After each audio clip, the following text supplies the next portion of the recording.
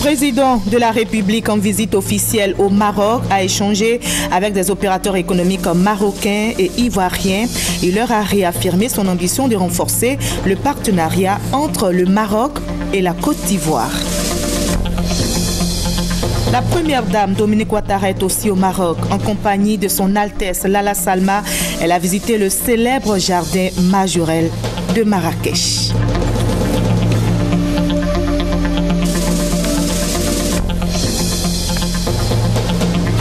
Le Premier ministre poursuit sa mission à l'étranger. Il est à Davos depuis quelques jours en Suisse où il participe au Forum économique mondial. Ce matin, il a pris part à une rencontre portant notamment sur la sécurité alimentaire.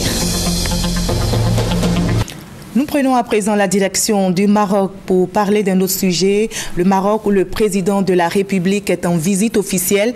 Il a échangé avec des opérateurs économiques marocains et ivoiriens. Le président Alassane Ouattara leur a réaffirmé son ambition de renforcer le partenariat entre le Maroc et la Côte d'Ivoire et d'en faire un véritable instrument de développement, nous explique notre envoyé spécial au Maroc, Jérôme Kofi Abolin. La rencontre entre le président Alassane Ouattara et les chefs d'entreprise de Côte d'Ivoire ayant pris part au forum économique ivoiro-marocain à la faveur de la visite officielle du président de la République au Maroc. Une rencontre dans une ambiance conviviale. Le président de la Confédération générale des entreprises de Côte d'Ivoire, Jean Kakou Diagou, a, au nom de ses camarades chefs d'entreprise, félicité le chef de l'État pour tout ce qu'il n'a de cesse de faire pour le bonheur des Ivoiriens. Quand je disais que vous êtes le digne fils de Fouet-Boigny, je le pense profondément. Je le pense d'autant plus profondément que, avec mes collègues, nous avons traversé une période difficile, très difficile, qui a ébranlé beaucoup d'entreprises, surtout les PME, PMI. Nous sommes en train donc de remonter la pente. Et les actions que vous menez nous permettent d'espérer. Le président de la République, Alassane Ouattara, réagissant, s'est félicité des performances de la Côte d'Ivoire. Nous avons une grande ambition de renforcer la coopération, mais le partenariat entre les deux pays. Nous considérons que le Royaume du Maroc est un pôle de croissance, un pôle démocratique en Afrique du Nord et que maintenant la Côte d'Ivoire également a retrouvé sa place. Et notre ambition, c'est de continuer de croître. Et je crois que ce sera possible compte tenu des performances. Aujourd'hui, la Côte d'Ivoire est la première puissance économique en Afrique, zone CFA, sans conteste. C'est donc une performance importante que nous devons la consolider, nous devons la renforcer. Avec Sa Majesté, nous avons aussi décidé de faire en sorte que ce forum devienne permanent et que nous puissions peut-être tous les 2 ans l'organiser à cette échelle. Donc une fois à Abidjan, une fois bien sûr à Marrakech ou à Casablanca. Je vous remercie d'avoir accepté de venir, de montrer à ce forum que les opportunités, ce n'est pas seulement des projets, mais c'est également des hommes et des femmes. Et tous les échos qui me parviennent confirment la qualité de nos entrepreneurs que vous êtes. Avant cette rencontre avec des chefs d'entreprise de Côte d'Ivoire, le président de la République, Alassane Ouattara, a reçu plusieurs chefs d'entreprise ou opérateurs économiques marocains. Les entrevues avec ces personnalités se sont déroulées à la Villa des Hôtes, Al-Mansour.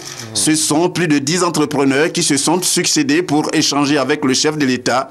Des sujets touchant à tous les secteurs d'activité ont été évoqués. Les finances, les télécommunications, la cimenterie, l'immobilier, les infrastructures, pour ne citer que ces secteurs aussi vitaux les uns que les autres.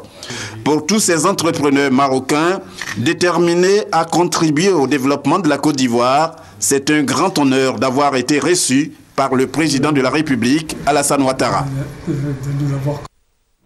La première dame Dominique Ouattara est aussi au Maroc en compagnie de son Altesse Lalla Salma. Elle a visité le célèbre jardin Majorelle de Marrakech. Dans l'enceinte du musée berbère notamment, Madame Dominique Ouattara s'est imprégnée du riche patrimoine des peuples berbères. On en sait plus avec notre envoyé spécial, Jérôme Kofi Abolin. Au cours de cette randonnée à la découverte du jardin Majorelle de Marrakech, ce mercredi 21 janvier 2015, plusieurs points d'ancrage pour les illustres visiteuses. À l'entame, la première dame de Côte d'Ivoire, Dominique Ouattara, et son hôte, son Altesse Lalla Salma, se sont donné le temps nécessaire pour contempler une partie des 250 espèces végétales. Il y a eu ensuite la visite du musée berbère, qui était l'ancien atelier du célèbre peintre Jacques Majorelle, celui dont le nom a été attribué au jardin. Musée inauguré en décembre 2011 par le roi Mohamed VI. Dominique Ouattara a pu se faire une idée claire dans ce musée du riche patrimoine des peuples berbères. Plus de 600 objets collectionnés par Yves Saint-Laurent et Pierre Berger, ces deux compagnons qui ont sauvé le jardin en le rachetant à un acquéreur qui avait l'intention d'y bâtir des villas. Après un parcours d'environ 2 heures d'horloge, c'est par la résidence contiguë au jardin où le couturier français Yves Saint-Laurent a vécu jusqu'à sa mort qu'a pris fin cette sortie, à l'issue de laquelle la première dame de Côte d'Ivoire n'a pas manqué de livrer ses impressions. J'ai été vraiment enchantée, émerveillée de découvrir le jardin de Majorelle. C'est tellement accueillant, tellement reposant. On a envie de passer toute la journée. Et son Altesse m'avait déjà prévenu que j'allais adorer, et c'est effectivement le cas. C'est tellement agréable et on sent l'âme du grand Yves Saint-Laurent dans ces lieux. On sent combien il aimait le Maroc et je le comprends tout à fait d'ailleurs. On peut dire que depuis son acquisition et sa restauration par Yves Saint-Laurent et Pierre Berger, la Fondation Jardin Majorelle de Marrakech reste l'œuvre la plus grandiose de Jacques Majorelle. À l'instar de la première dame de Côte d'Ivoire, Dominique Ouattara, ce chef-d'œuvre ne cesse de captiver tout visiteur qui passe par là. Hors du continent africain, en Suisse, le Premier ministre Daniel Kablan-Duncan participe au Forum économique mondial au nom du président de la République. Ce matin, il a pris part à une rencontre portant sur la sécurité alimentaire et les déficits énergétiques en Afrique. Les explications avec notre envoyé spécial Alexis Ouidraogo. Un agenda bien chargé pour cette 3e journée du Forum de Davos. Les questions de sécurité alimentaire et de déficit en énergie sur le continent africain ont été abordées au cours d'ateliers auxquels le chef du gouvernement a pris part ce matin. Avec plus de 950 millions d'habitants, l'Afrique ne connaît que 30% d'accès à l'électricité alors qu'elle regorge de potentialités. L'un des problèmes donc importants, c'est le problème du financement du secteur donc électrique. J'ai indiqué que le président de la République, lui, il a souhaité que ce soit le secteur privé qui finance l'électricité chez nous, sous forme donc de BOT ou BOO. Et c'est le cas par exemple au niveau d'Azito, c'est le cas notamment au niveau donc de Cyprel.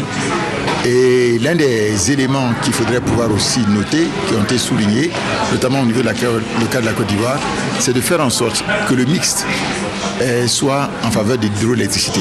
En début d'après-midi, une conférence de presse a réuni le chef du gouvernement, Donald Kaberuka de la BAD, ainsi que plusieurs autres personnalités autour des solutions pratiques au déficit d'énergie.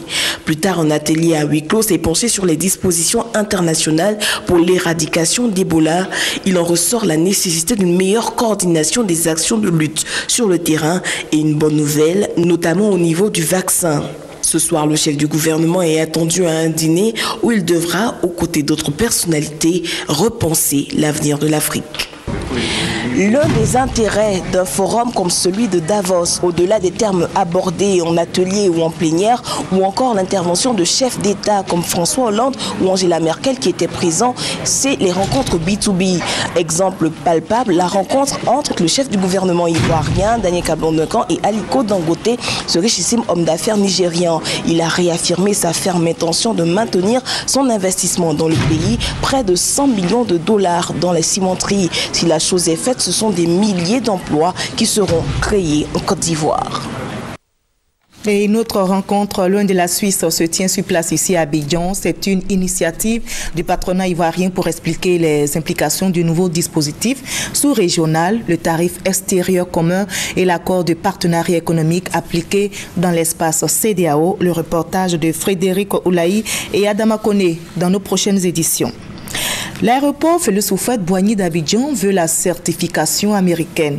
Ce matin, l'ambassadeur des États-Unis en Côte d'Ivoire s'est rendu à l'aéroport pour s'imprégner des progrès réalisés. Il prépare ainsi l'arrivée à Abidjan d'experts américains en charge de l'évolution du processus. Et sachez que c'est une étape déterminante vers l'ouverture d'une ligne directe entre la Côte d'Ivoire et les États-Unis. Le reportage de Lansene Bakayoko est commenté par Sylvie Touré. Le centre des opérations d'urgence, le périmètre d'enregistrement, le filtrage des bagages de soute, le poste d'inspection et filtrage des passagers départ sont entre autres les zones et installations de l'aéroport d'Abidjan visitées par l'ambassadeur des États-Unis. Terence Maculé est allé se faire une idée de l'infrastructure en quête de la certification américaine. J'ai été très impressionné par toutes les mesures qui ont été mises en place, toutes les dispositions qui ont été mises en place ici à Abidjan pour assurer la sécurité et la sûreté et de l'aviation civile et des passagers. Pour mettre l'infrastructure aux normes internationales, le gouvernement a réalisé d'importants investissements. Les équipements de surveillance ont été modernisés, les instruments de sécurisation renforcés et les services aux usagers améliorés. Signe de ces évolutions positives, le niveau de sûreté a atteint 78%. Quant à la sécurité, le taux est de 64%, une performance au regard du ratio communautaire qui est de 60%. La tutelle ne cache pas son optimisme. Nous sommes en très bonne voie. Les audits, aussi bien de l'UEMOA comme de l'OACI, nous donnent d'excellents résultats. Et l'OACI étant l'organe suprême, il n'y a pas de raison qu'au niveau des autorités de l'aviation civile américaine, on ne puisse pas avoir les résultats attendus. L'ouverture du ciel américain aux avions en provenance d'Abidjan permettra d'accroître substantiellement les échanges économiques entre la Côte d'Ivoire et les États-Unis. 1700 milliards de francs CFA, c'est l'objectif de recette qui a été fixé à la Direction générale des impôts pour cette année 2015. Un vrai défi à relever par l'administration fiscale ivoirienne qui compte pour ce faire renforcer la procédure de contrôle auprès des contribuables. Jean-Luc Bangbo, Adama Kone. Pascal Abinan Kouakou prévient. 2015 sera, pour la Direction générale des impôts DGI, l'année du contrôle. Cette année 2015 est décrétée comme l'année du contrôle à tous les niveaux. Je suis en train de faire une formation aux vérificateurs pour qu'ils aient les moyens pour affronter la comptabilité des entreprises. Par cette nouvelle orientation de la politique de collecte des impôts, le directeur général veut éviter de vivre la situation de 2014. 2014 s'est en effet achevé sur une contre-performance de la DGI. Alors qu'il était attendu de collecter 1500 milliards de francs CFA, les services des impôts ont mobilisé 1479 milliards. Les raisons, selon le DG, sont de 3 ordres. D'abord, il y a les revenus du pétrole, vous le savez. La production au niveau du pétrole. Deuxième raison, les recettes attendues au niveau de l'EVA. Vous le savez, les cours mondiaux se sont effondrés. Et troisième raison, les compensations. Cette année, l'objectif de recette est de 1700 milliards de francs CFA. Outre le contrôle qui sera renforcé, la Direction générale des impôts compte sur l'appui des médias pour atteindre cet objectif. Nous sommes dans un pays où le civisme fiscal n'est pas encore totalement compris. Il n'y a que les médias, la presse écrite, la télévision qui nous aident à faire en sorte que les Ivoiriens comprennent. Pour les agents du fisc, la consigne est claire dans leur rapport avec les contribuables, particulièrement les entreprises. Plus de cache-cache avec les impôts.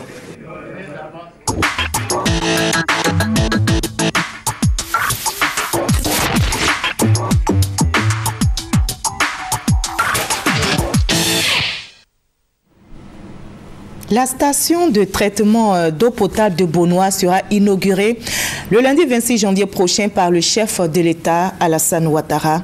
Le projet vise à améliorer l'approvisionnement en eau potable de la ville d'Abidjan. Véritable soulagement donc pour les populations confrontées jusqu'ici à d'énormes difficultés d'approvisionnement en eau potable. Justement, avant l'inauguration, nos reporters Geneviève Soro et Sidonie Davila ont sillonné quelques ménages pour vous. Depuis plusieurs années, Viviane Aka se réveille à 4 h du matin tous les jours pour avoir de l'eau. C'est qu'à Gonzagueville, quartier périphérique situé dans la commune de Port-Boué, l'eau potable est une denrée rare. On a des problèmes de l'eau. Même quand tu vends souvent, tu ne gagnes pas de l'eau. Vraiment, on souffre. On souffre. Dans cette cour, c'est ce puits qui sert de point d'eau.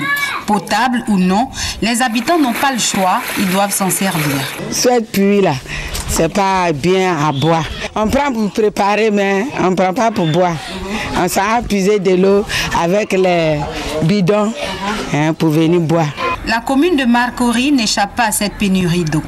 Mais ici, ce sont les suppresseurs qui remplacent les puits.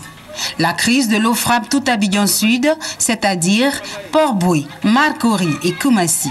En cause, le manque d'investissement dans le secteur ces dernières années. Pendant plus d'une dizaine d'années, il n'y a pas eu d'investissement structurant dans le secteur de l'eau potable. À cela, il faut ajouter aussi, pour la ville d'Abidjan, si on veut faire un zoom sur cette ville, donc le facteur combiné du déficit d'investissement et de l'explosion démographique ont aggravé, n'est-ce pas, les problèmes d'approvisionnement en eau potable de la ville d'Abidjan. Conséquence, pour des besoins estimés à 120 000 m3 d'eau par jour pour Abidjan Sud, seulement la moitié de ces besoins sont satisfaits, et ce à partir d'Abidjan Nord.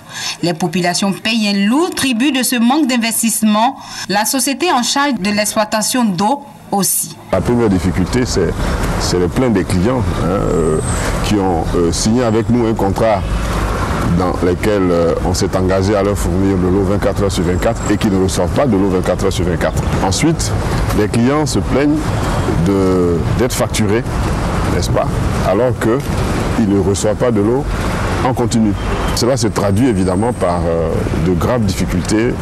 Nos collaborateurs ont parfois du mal à exercer leur travail sur le terrain. Impossible pour les agents de la SODECI de procéder au prélèvement sur les compteurs et de faire l'entretien du réseau. Conséquence, le ratio de facturation est passé de 80 à 71%, ce qui représente un manque à gagner de 6 milliards de francs CFA pour l'année 2014. L'État à qui incombe l'investissement dans le secteur a pris à bras-le-corps la question de l'eau. Une station de traitement d'eau a été construite à Beaunois.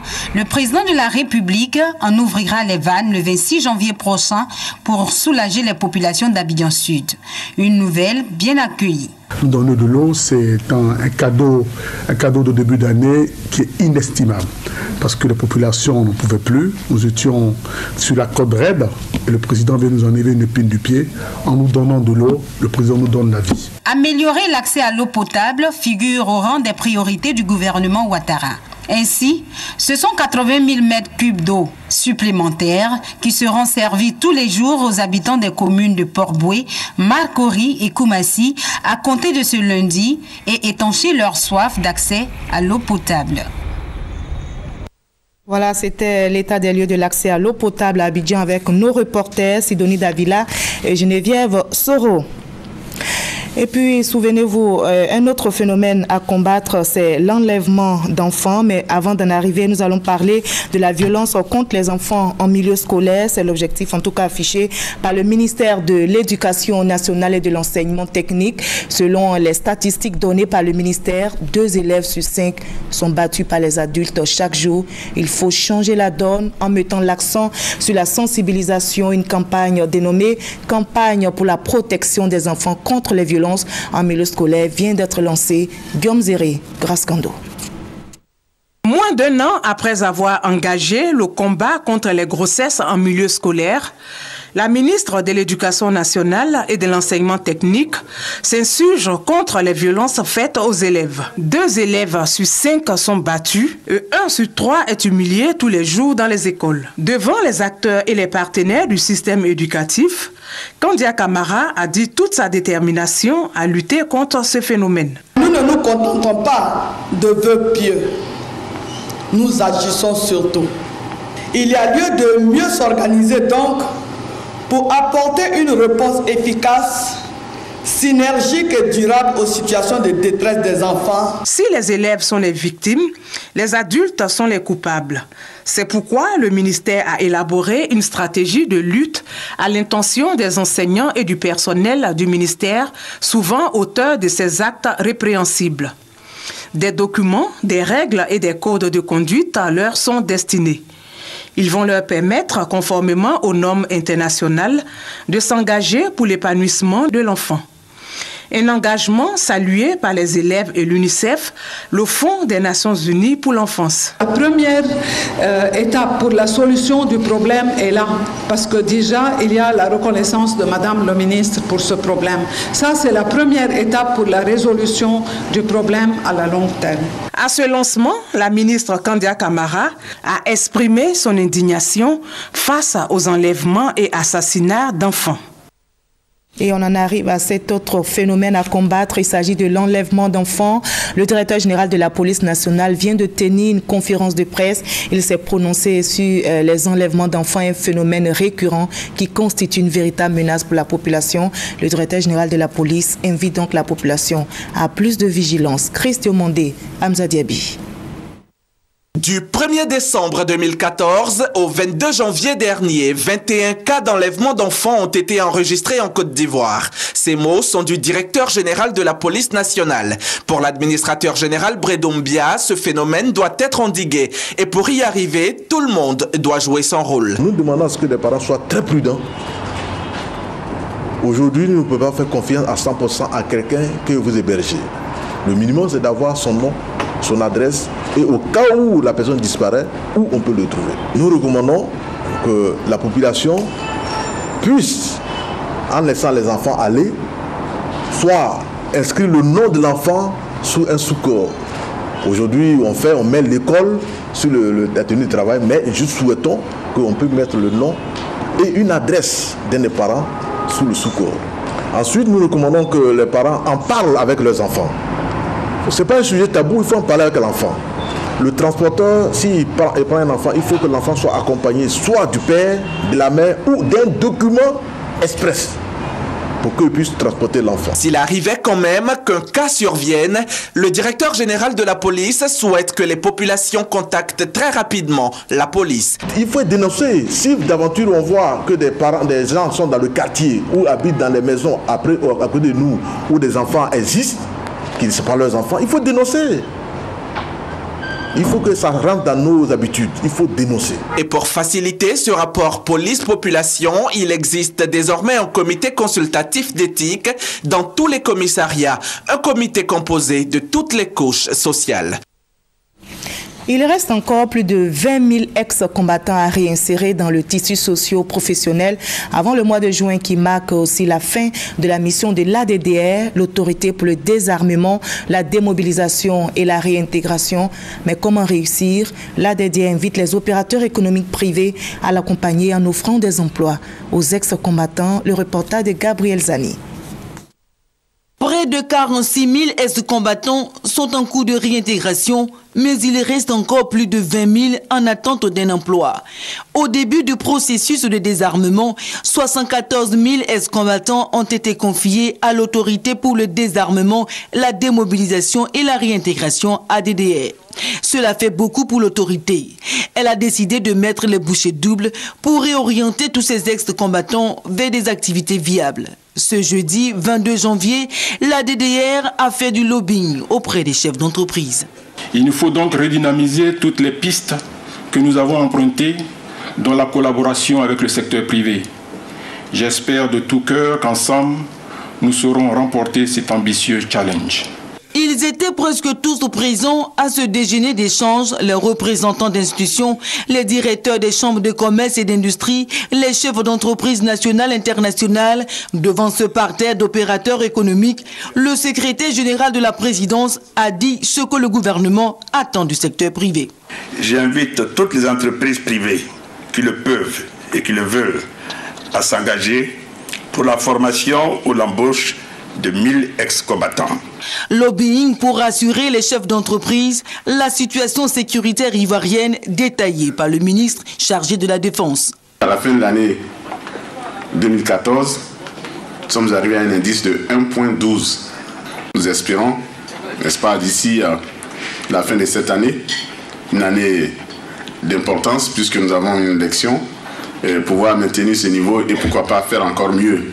Un engagement de taille a été obtenu par le gouvernement. L'ambassadeur de l'Union européenne annonce la somme de 29 millions d'euros, soit plus de 19 milliards de francs CFA. 29 millions d'euros seront consacrés par l'Union européenne à la formation professionnelle pendant la période qui va venir, avec des parcours de formation qualifiante pour environ 5000 personnes. C'est en juin prochain que prend fin la mission de la DDR. En plus de ses partenaires traditionnels, l'autorité veut mettre d'autres entreprises nationales et internationales dans son panier de partenaires pour accélérer la création d'emplois pour les jeunes. La population de Tabo vient d'organiser une marche pour protester contre les attaques répétées dans leur région. Et le secrétaire général de la préfecture de Tabo encourage l'initiative. Thérèse Tapeyoboué pour nous expliquer. Le département de Tabo, situé à la frontière ivoiro-libérienne, a essuyé ces dernières années plusieurs attaques qui ont occasionné de nombreuses victimes, principalement des éléments des forces républicaines de Côte d'Ivoire. Après les localités de Fété, Grabo et Boubélé, c'est le village de Diaouké, dans la sous-préfecture d'Olodio, qui a été visité récemment par des individus lourdement armés. Les populations de Tabo ont donc exprimé leur ras-le-bol à travers une marche de protestation couronnée par une motion de soutien aux institutions de la République et à la politique de paix et de développement du président Alassane Ouattara. Nous, population du département, tenons à exprimer face à l'opinion nationale et internationale notre ras-le-bol et notre indignation pour condamner avec la dernière énergie ces crimes odieux par des individus jamais identifiés. Notre présence massive en ces lieux est l'expression de notre compassion aux familles des victimes et au gouvernement de la République de Côte d'Ivoire, auquel nous réaffirmons notre soutien. Le secrétaire général de la préfecture de Tabo, Kofi Kwadio, qui a réceptionné la motion, a encouragé cette initiative. Il a invité toutes les populations à collaborer avec les forces de l'ordre pour leur permettre d'être plus efficaces dans leur mission de sécurisation du département de Tabo et de tout le territoire national. Le ministère des Ressources animales et halieutiques dédie l'année 2015 à la santé animale et à l'hygiène publique vétérinaire, justement parce que la Côte d'Ivoire va accueillir la conférence internationale sur l'éradication de la peste des petits ruminants. Et c'est la plus grande conférence mondiale sur la santé animale organisée pour la première fois en Afrique de l'Ouest. Comment se prépare le pays? Explication avec Francis Boifo. Les entreprises du secteur privé qui ont respecté leur programme de production, atteint des niveaux élevés de transformation et de distribution des produits, ont été félicitées par le ministre des Ressources animales et halieutiques. Félicitations également aux opérateurs des filières volailles, bétail et halieutiques qui ont permis l'approvisionnement des marchés en viande, l'augmentation du nombre d'emplois à travers les investissements estimés à plus de 7 milliards de francs CFA en 2014. Le défi majeur étant de parvenir à l'autosuffisance de la Côte d'Ivoire en protéines animales et produits laitiers, le ministre Kobina Kwasi Adjoumani veut multiplier les actions cette année. Le renforcement des capacités nationales de production, le développement de l'élevage, de la pêche et de l'aquaculture grâce à la poursuite de l'installation des exploitations modernes, la mise en place d'un système d'information sur les marchés, l'amélioration génétique, l'approvisionnement du fonds de garantie du secteur avicole et d'un plan de lutte contre la pêche INN dans les eaux maritimes sous juridiction ivoirienne. Le ministère prévoit la définition des paramètres d'un règlement des conflits entre agriculteurs et éleveurs à travers la finalisation et l'adoption de la loi et des tests réglementaires sur la transhumance, l'appui à la transformation des produits, le renforcement des mesures contre les maladies animales et la gouvernance du secteur par l'adoption du plan stratégique de développement de l'élevage, de la pêche et de l'aquaculture. Le programme de demain, c'est-à-dire le groupe D, on a la Côte d'Ivoire, notre pays, qui sera face au Mali, et le Cameroun jouera contre la Guinée.